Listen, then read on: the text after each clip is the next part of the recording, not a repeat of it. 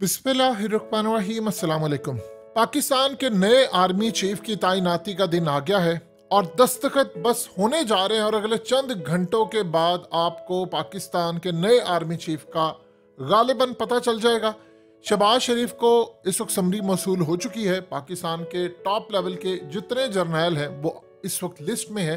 और इंटरेस्टिंगली सबसे ज्यादा अहम बात, इमरान खान ने कहा है कि जितने भी इस वक्त जर्नैल आर्मी चीफ के लिए लिस्ट में है, मुझे कोई फर्क नहीं पड़ता, सारे मेहनत करके आते हैं। फवाद चौधरी ने भी कहा, उन्होंने कहा कि अब इस सूरत हाल में हमें इसी से कोई फर्क नहीं पड़ता कौन आर्मी चीफ आ रहा है, कोई नहीं। मैंने 26 नवंबर को जो सरप्राइज देना है वो सारी दुनिया देखेगी। अब आर्मी चीफ की तैनाती से पहले देखिए, जो हॉट फेवरेट इस वक्त हैं उनमें जनरल आसिम बाजवा है, उसके बाद साहिद शमशाद है अगर सीनियरिटी के हिसाब से देखा जाए, फिर उसके बाद बाकी आते हैं और इन पर जनरल फैज भी आते हैं। गालिबन जनरल फैज को तो नून लीग किसी सूरत काबिल कबूल नहीं करेगी, उन्होंने उनके खिलाफ कैंपेन चलाई है।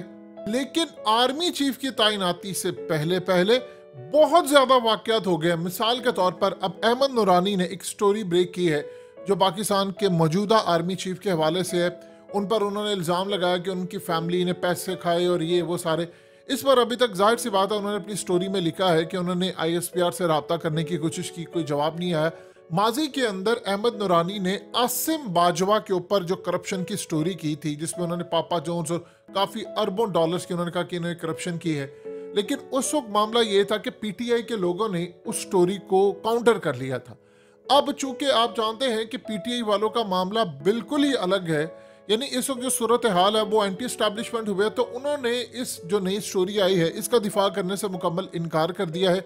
बल्कि वो खुद डिमांड कर रहे हैं कि भाई अगर अहमद नूरानी कह रहे हैं कि मेरे पास सबूत है या FBR ये वो, तो उस पर बात होनी चाहिए। अब उसके साथ एक और चीज़ सामने आ गई है और वो भी बड़ी अहम है, और वो ये है कि तस्नीम हैदर। अब तस्नीम हैदर ने आकर कहा है कि आर्मी चीफ की तैनाती से पहले नवाज शरीफ ने कहा था कि तुम मरियम नवाज को यहां पर आने दो, फिर हम इमरान खान को कत्ल करेंगे।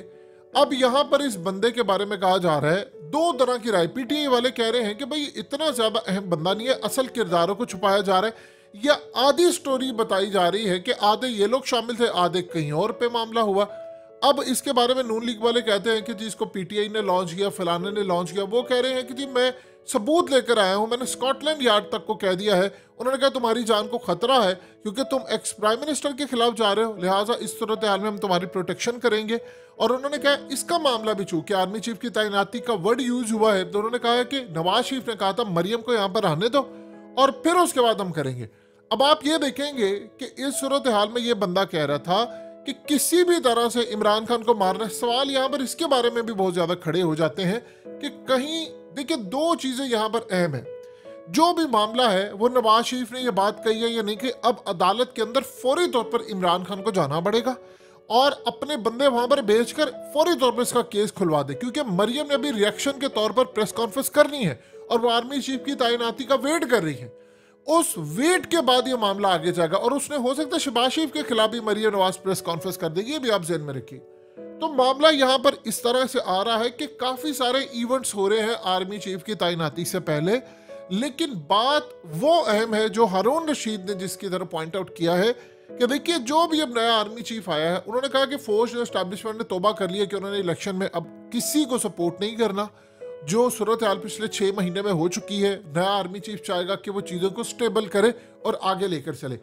अब चंद घंटों के बाद जो मामला सामने आने वाला है उसमें जो सबसे बड़ी बात है वो ये है कि पाकिस्तान के हालात स्टेबल रहेंगे और इस सूरत हाल में कितनी तगदो होती है फौज की जानिब से, सियासतदानों की जानिब से, सिविल सोसाइटी की जानिब से, ये देखना पड़ेगा। क्योंकि अहमद नूरानी तो अपनी स्टोरी से पीछे नहीं हटने वाले, लेकिन नून लीग की जानिब से अभी रिएक्शन आना बाकी है। ये बात आप ज़हन में रखिएगा। देखिए ये इल्ज़ाम ना तो PTI वालों ने लगाया है अरशद शरीफ के कत्ल का, क्योंकि मरियम नवाज ने भी ये बात करनी है कि असल में तो अरशद शरीफ के ऊपर जो कत्ल की FIR पाकिस्तान में कटी थी उनको आप पकड़ें, उनको आप लेकर आए कि वो कैसे गए, फिर उसके बाद दुबई से कैसे उनको निकलवाया, फिर उसके बाद आगे। और इमरान खान बजिद है इस बात के ऊपर कि आप अरशद शरीफ की वालिदा से जाकर पूछे उनको कौन धमकाता था। ये वो कहते हैं कि आप जाएं और उनसे जाकर पूछे कि उनकी वालिदा को कौन धमकाता था, कौन ये मामला करता था।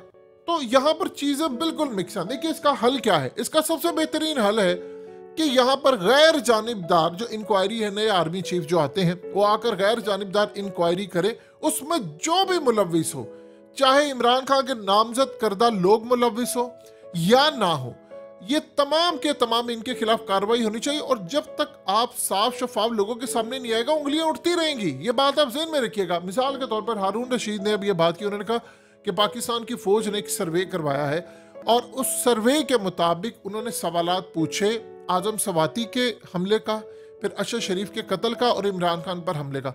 उन्होंने कहा जो लोगों ने जवाब दिए हैं उनसे फौज के अंदर इतनी बेचैनी फैली है कि वो कह रहे हैं कि अवाम बदगुमान हो गई है कि जी उन्होंने जो सवालात दिए, जो उनके जवाब दिए, अब वो जाहिर सी बात है लोगों का जो रुझान है वो इस तरफ है, यानी इमरान खान की जानिब से तकारीर, आदम सवाती की जानिब से तकारीर, तो वो इदारे के ऊपर नाम आता है। तो इसका बेहतरीन हल ये होता है कि एक चीफ जस्टिस की सरबराही में एक तहकीकाती टीम आए, वो इस पर काम करे और सच सामने ले आए। और देखिए जब आप सच लेकर आएंगे तो इदारे का वकार बढ़ेगा, अवाम का इत्मीनान बढ़ेगा, चीज़ें बढ़ेंगी। और इसको सर्द खाने में डालने की बजाय हमें इसका सच सामने लेकर आना चाहिए ताकि चीज़ें क्लियर हो। शुरुआत आप यहाँ से करें कि FIR किसने काटी, फिर वो वहाँ से कैसे गए, सलमान इकबाल का रोल क्या है, फिर अगर नवाज शरीफ का रोल है तो उन्होंने वहाँ पर किस तरह इस रोल को आगे लेकर पाकिस्तान के अंदर, जिस तरह ये बंदा कह रहा है तस्नीम हैदर कि जो शूटर वहाँ पर मुझे लाने के लिए कहा था और उन्होंने कहा जी हमने हायर किया। अब लोग कह रहे हैं कि इतनी बड़ी बात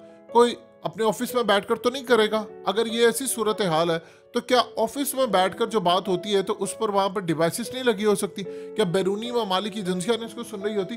तो सारे का सारा मामला ऐसा लग रहा है कि बॉल उधर फेंका जा रहा है, उधर फेंका जा रहा है, उधर फेंका जा रहा है। देखिए इंशाल्लाह पाकिस्तान की अवाम जो है, दो इस वक्त हमारे यहाँ पर इस वक्त क्राइसिस खड़े हुए हैं। एक तो आर्मी चीफ की तैनाती हो जाए, इससे काफ़ी ज़्यादा मार्केट के अंदर एक पॉजिटिव खबर होगी कि मुल्क को आगे लेकर चलना है। और जो भी नया आर्मी चीफ आएगा उसने सबसे पहले काम ये करना है कि मुल्क के अंदर स्टेबिलिटी लानी है। और उसके लिए आपको सियासतदानों को एक पेज पर लाना पड़ेगा और उसके बाद साफ शफाफ इंतखाबात करवा कर जो जीते और उसके बाद आप हुकूमत उनके सुपुर्द कर दे। और ये सबसे बेहतरीन हाल है। देखिए जो हमारे इस वक्त दो अहम तरीन जो सीनियरिटी के अंदर है, एक आसिम मुनीर है, बड़े प्रोफेशनल है, ISI के रह चुके हैं, वो सिविलियन बालादस्ती पर बिलीव करते हैं। साहिर शमशाद, ये भी असल में इनका जो ब्रॉटअप हुआ है वो बड़ा दर्दनाक हुआ है, तकलीफ में इन्होंने बड़े निचले लेवल से लाकर ऊपर लेवल पर लेकर गए और ये बड़े प्रोफेशनल, कोई भी फाइल ऐसी नहीं है जो इनकी टेबल से होकर नहीं गुजरती। तो लिहाजा इस सूरत हाल में हर किसी का रुझान ये है कि अगर कोई भी आता है, जो भी आता है, इवन के जनरल फैज इतने अहम तरीन पाकिस्तान के मामला, जब देखिए अफगानिस्तान की जंग थी तो आपको जनरल फैज को और उनकी टीम को और उनके इदारों को क्रेडिट देना पड़ेगा कि उन्होंने पाकिस्तान में खाना जंगी मुंतकिल नहीं होने दी। ये कोई छोटी बात है। सो लिहाजा सारे ऑफिसर कॉम्पिटेंट हैं और सबका मोटो ये होगा कि जैसे ही अब ये इलेक्शन होते हैं और उसके बाद मुल्क के अंदर कोई हुकूमत आती है तो उनको सपोर्ट करें और होना भी यही चाहिए। तो इंशाल्लाह उम्मीद है कि पाकिस्तान स्टेबिलिटी की तरफ जाएगा। लेकिन यहाँ पर अशर शरीफ कत्ल की जब इंक्वायरी साफ हो जाएगी तो मामला क्लियर होगा।